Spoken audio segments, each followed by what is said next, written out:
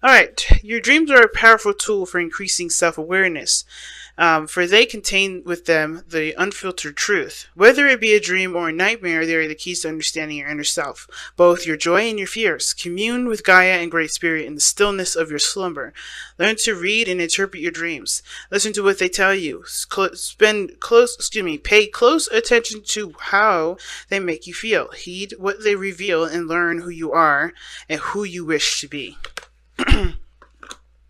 So that tells me right there that y'all have been having some funky dreams, and those funky dreams may have a lot to do with you wanting to stay in a situation where you're by yourself, more independent, just alone.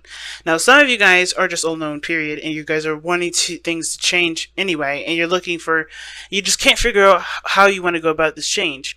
I think some of you guys may want to be alone, but then you also don't, and that kind of being pulled between two sides of the street kind of is why you have the two swords there in the first place. Like, some of you guys want to be alone, but then some of you guys don't. Okay? And it's hard for you guys to want a relationship, but also not really want to take on a relationship, if you get what I'm saying.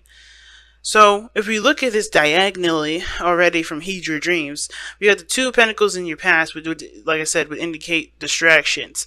But it also talks about balancing situations and trying to make it a really valuable decision. A decision that would reflect in not only commitments, but also taking up the work necessary to make this decision a reality.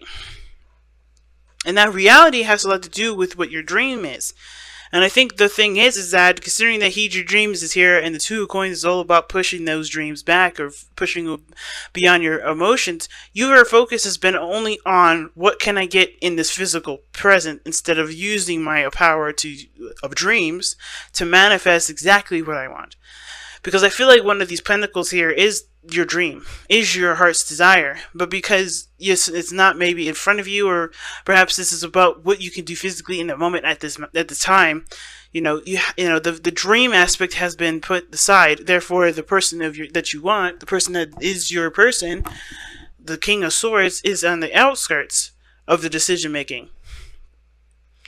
Now, considering that some of you guys may have been trying to figure out what needed to be done or trying to keep the balance of a situation because you liked being in your dreams with the person that you're with, or you have a dream bay, but this dream bay is purely in your mind. It's really interesting. It's not like the King of Cups, and I kind of get this feeling that this King of Swords kind of protects you in a way. This person that's like a stand-in for the person that you want is really legitimately an imaginary friend, or an imaginary partner, because this person is your way of keeping your defenses up and keeping somebody outside of you. It's different from the King of Cups when it comes to manifesting your partner, because I think this is someone that's a stand-in here. Okay, because the King of Swords is a truth, is a belief system, or he is the representation of his own beliefs and logical thinking. And the fact that this is external is that it's mostly because I feel like this is someone, I think this is either someone that's outside of you that's trying to communicate with you, and you don't notice them because you're not, because the person that you want is someone that you may not believe you can have, because your emotions are different than what is physically presented to you.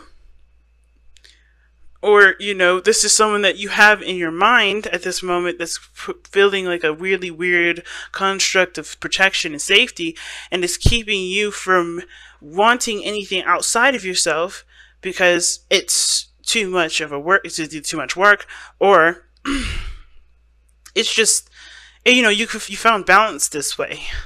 You found about balance in your life by having somebody in your mind to take that time up, or take the space for a relationship. But it doesn't replace the physicality of it. Like, the idea of a man, or idea of a woman, or idea of a person, or a partner, or a friend is wonderful. But can it physically happen? Well, we have this in the very center. As a dream. Doesn't mean it can't happen, but it starts by one believing that you can have a dream, you can have that dream come true. The Magician is your underlying energy for a reason. It starts by recognizing that you have the tools to manifest what you want, but it also means that you have to believe in yourself that you can have these dreams come true, and have them manifested in your present moment. And the reason why you have the magician here is because the Two of Swords is back. Interesting. Two of Swords. Why do you have the Two of Swords in the first place? See why. The Fool. Taking a leap of faith. And that leap of faith, that leap of freedom to put yourself out there, you've done it once. And now it's like you don't know if you're ready to do it again. You don't know if you're ready to do it again. You don't know if you're willing to do it again. And that is because, it's trusting yourself that's the biggest thing. Now, another thing I've noticed is that the King of Swords would be Aquarius, right? That's you. It can be. It doesn't have to be you. It doesn't have to be tied to you. Please read the reading based off of what resonates, right? But I kind of get this feeling that, you have a dream. You do want to make those a reality, but the problem is that yourself, meaning now that you are in your own way, which it kind of is saying that. And the reason why is because you do not trust yourself. You do not trust yourself. You do not trust anyone outside of you. And therefore, it's very hard to have any sort of dreams. And probably even you try to stop your dreams or you start to control what you feel, experience, because you don't trust that anything can come. You feel like the real you is not you right here. Because it's interesting to have the King of Swords, your card, as an external energy from where you are right now. And the Hermit is really a card of reflection and going back within, but you're outside of yourself. It's very weird. To see the King of Swords here with the Hermit is very weird. It's like you are looking within yourself and looking at yourself from an external view. It's almost like you're criticizing yourself. And it's really odd because the Hermit is not a criticizing energy. He looks to heal himself. He looks to repair things. But where you guys are going, you guys are like isolating yourselves and and ostracizing yourself at the same time, it seems like. Some of you guys may not even agree with this or not even, make sense, not make sense of it, but like more of like you guys just don't, it's not happening. But some of you guys, with this reflection, which is nothing wrong with reflecting and looking back and figuring out who you are, figuring out your, through the truths that you've experienced, it does tell me that you've been through a lot. But you're also, it looks like you're hiding out from yourself. I'm going to even pull on that. Why is the Hermit in the present energy? Why is the Hermit in the present energy? The Seven of Cups. Oh, shoot. Why is the Seven of Cups coming up for the Hermit?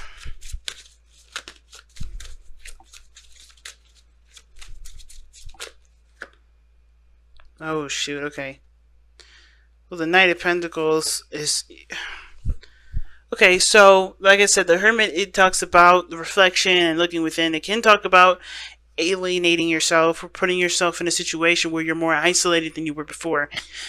And I feel like it's the reason why is because of the dreams that you may have. You're trying to understand yourself through the dreams that you're having about your ideal person, about the person that you want to come in to offer, either to offer you something or you want to offer them something. I kind of get this feeling that you're, like I said, you're okay with being solo, but the problem also is being solo, and the reason why you haven't decided to make, to go out there and find a real person or whatever, is because they don't measure up to what your dream mate looks like and what your ideal person is.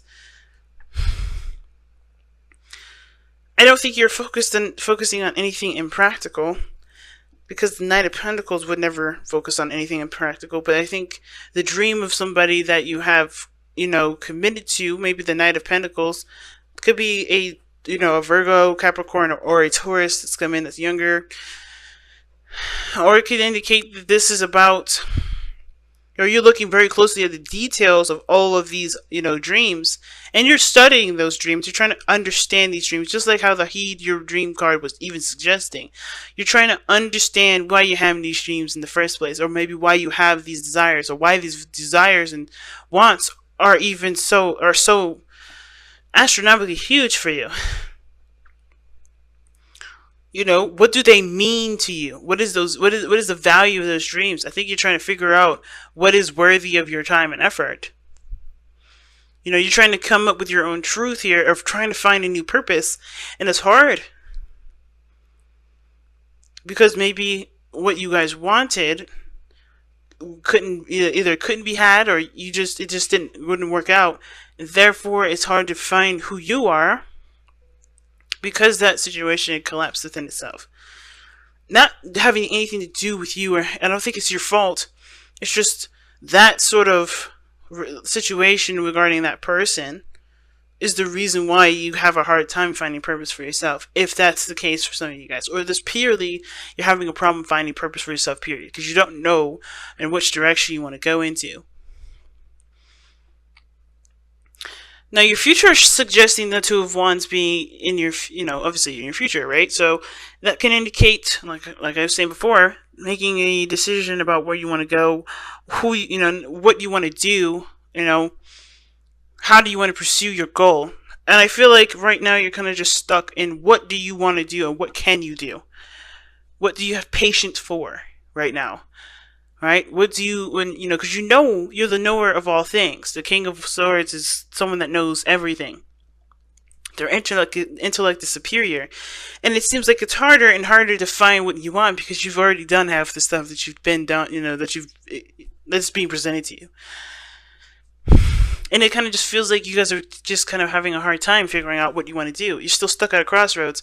And how do you want to pursue it? I think it's a good step anyway to, from the Hermit, Seven of Cups, and the Knight of Pentacles to finally go on the quest of figuring out how do you want to execute what you want to execute, versus trying to figure out what it is that you want to do, because at least you have something that you're trying to go for. But then you get stuck at, what do you want to do and how do you want to do it? But what is it? That's the biggest thing. Before we get to this, you got to figure out what is it. Now, your best path to follow is the Eight of Cups. Okay? And the Eight of Cups talks about moving on, like not moving on, but going, finally, not finally, but listening to what your heart wants. The Eight of Cups is very similar to the Seven of Cups. And I don't think you're going to find anything through the options that you have right now, even though they're realistic options. I don't think neither of these options are appealing to you whatsoever. They're some doable, Knight of Pentacles, they're doable. And I feel like these dreams and, stuff, they're kind of good at keeping you where you are and procrastinating from making a real decision, which would be none of these decisions, but truly just going on faith and going on what you truly want to pursue. Or finding out within yourself, or finding out outside of these options what it is that you want. What it is that will make you happy. Finding your ninth cup. Finding your cup. Your specifically designed cup. Instead of finding a cup that's predetermined or pre-existing. Okay? Because you get emotionally drained here. This is talking about being emotionally drained, no longer being able to give of yourself to a situation. We're no longer giving the time and energy to situations that no longer serve, or has never really served in the first place. The options don't present anything to you that is of interest to you, so you have to find your own way. You have to find your own passions. You have to find your own desires. And it starts by figuring out what it is that you want to feel. Because right now, you're the King of Swords, detaching from your circumstances. And you have been like that since the very beginning. The Two of Cups. Distracting yourself with work and responsibilities and not looking at how you feel. And it's because it was a defense mechanism from when you were hurt. And it's understandable, considering that whatever you've been through was very painful. The only way you become the King of Swords is by experience. And that experience can be wonderful, joyous, beautiful, but it also can be severely painful. And I think that's why it was not in your interest to figure out what you felt, because at that time, what you were feeling was what you wanted was the person of your dreams, which is this person that's outside of you, the person that's not in front of you. You know who you want, you know what you want, but it's like at the same time, it just seems like it's out of your power. And it doesn't mean that you can't have it, it just means that this person may come in a different form, or this person may be right there around you, but your focus is so much on the realistic or the real because you've dealt with something that wasn't, or you feel like you dealt with something that wasn't. And it's hard for you to figure out whether or not it was legitimate or not, because there was no real evidence of legitimacy at all, nor was there any evidence of there not being, legitimacy. It's so interesting how all this is intertwining together.